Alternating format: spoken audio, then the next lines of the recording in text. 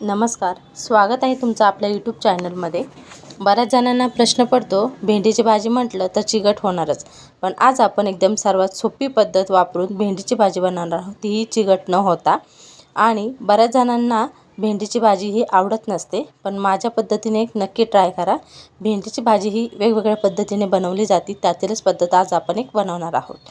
चला तर व्हिडिओला सुरुवात करूया। भेंडीची भाजी बनवण्यासाठी इथे मी गॅसवर कढई ठेवलेली आहे। कढईमध्ये आपल्याला 3 ते 4 चमचे तेल टाकायचं आहे। तेल आपलं छानसं गरम झालेलं आहे। त्यामध्ये आपल्याला एक छोटा चमचा भरून मोहरी टाकायचे आहे। मोहरी आपल्या व्यवस्थित फुललेले आहे। त्यानंतर आपल्याला तोच चमचा भरून जिरे टाकायचे आहे। आपले जिरे सुद्धा आपले व्यवस्थित फुललेले आहे, तुम्ही बघू शकता। त्यानंतर आपल्याला त्यामध्ये 7 ते 8 लसणाच्या बारीक चिरलेल्या पाकळ्या टाकायच्या आहे। तुम्ही बघू शकता इथे मी लसूण ठेचून न घेता चिरून घेतलेला आहे, तुम्ही हवं असेल तर ठेचून घेऊ शकता। त्यानंतर त्यामध्ये आपल्याला 2 मीडियम आकाराचे बारीक चिरलेले कांदे टाकायचे आहे। कांदे आपल्याला मस्त तांबूस रंगाचा कलर येईपर्यंत आपल्याला ते परतायचे आहे, तुम्ही बघू शकता। हळूहळू आपल्या कांद्याचा जो कलर आहे तो चेंज होत आहे, तर आपल्याला ते व्यवस्थित परतून घ्यायचं आहे। तर इथे आपले जे कांदे आहे हलके तांबूस रंगाचे झालेले आहे।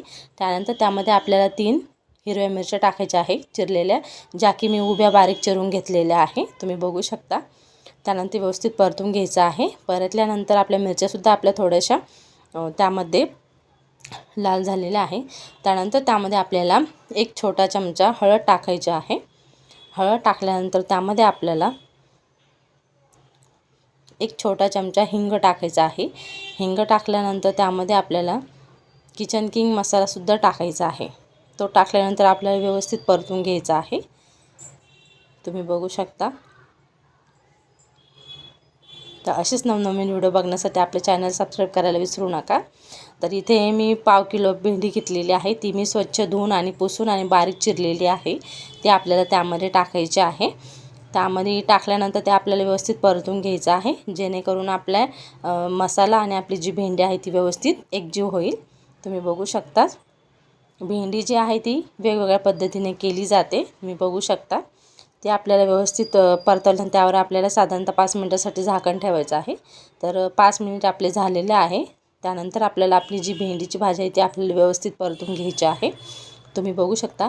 भेंडीच्या भाजीला शिजण्यासाठी फारसा वेळ लागत नाही, तर भेंडीची भाजी शिजली आहे की नाही ती चेक करण्यासाठी त्यातीलच मी एक फोड घेतलेली आहे, तुम्ही बघू शकता। ती फोड जी आहे ती शिजलेली आहे आपली भेंडीची भाजी।